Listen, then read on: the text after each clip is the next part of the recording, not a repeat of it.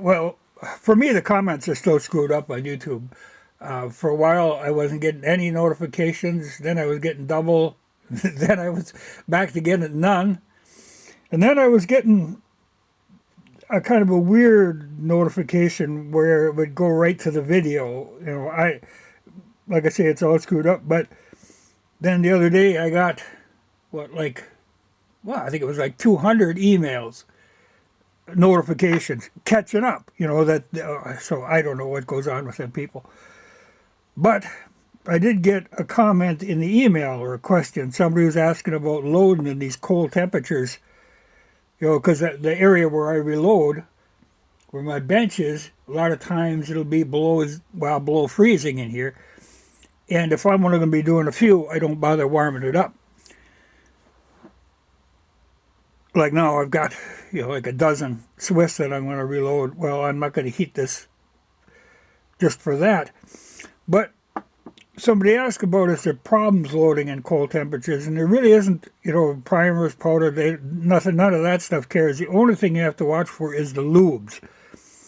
Like when I lube my cases, I use this case slick, and that doesn't seem to freeze. That seems to be pretty liquid all the time. There must be alcohol in it or something. But I spray them down, I turn the box, I spray them again, and that way I get a little in the inside so the expander doesn't lock up, and on the outside.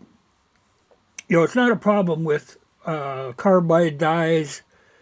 Like all my pistol dyes are carbide dyes. Well, then I don't have to lube at all.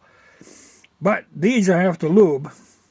And a good example of what happens is this is a Mosin that I reloaded last winter. And there's a vent.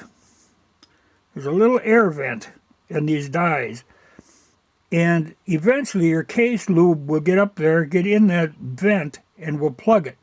And when that happens, air gets trapped in there, and you get these little divots around the shoulder. Because the die is tapered, so the neck seals, the base is sealed, you get air trapped right at the shoulder. It's got no place to go, so it'll make those little divots in there. Not a big problem, it's still shootable, but you're flexing the brass more than you need to. So the good thing, get in there and clean that little vent hole out once in a while, because they can plug. Otherwise, it's not a big problem. It's nicer if it's warm, but, I can get by when I'm only doing a few at a time. If I'm doing a bunch, though, I certainly warm it up. And, like I say, pistol dyes, most of them are carbide. That's not a problem. It's when you get the rifle dyes that you have to lube them, then you can run into that problem. And even straight wall cases isn't a problem. Though sometimes you can, if you're using this kind of bullet lube, that stuff gets hard as a rock. It's beeswax and alox. And it can get up into your seating die. It'll get back up in here and it'll start throwing that off. So you kind of got to make sure you don't get too much lube on the bullets when you're doing it. Otherwise, there's no real problem.